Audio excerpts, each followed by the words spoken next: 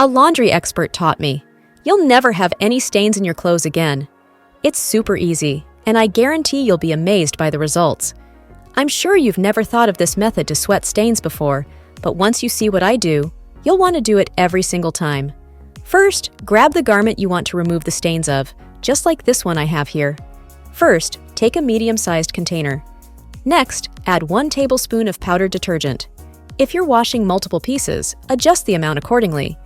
After that, pour in 100 milliliters of hot water. Make sure it's nice and steamy.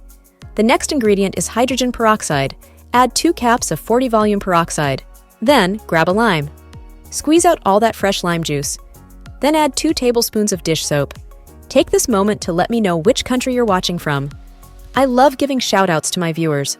Today's shout-out goes to Susan from United Kingdom. Thanks for tuning in.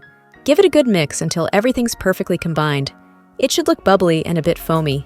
I imagine you're probably wondering how this concoction will help your clothes.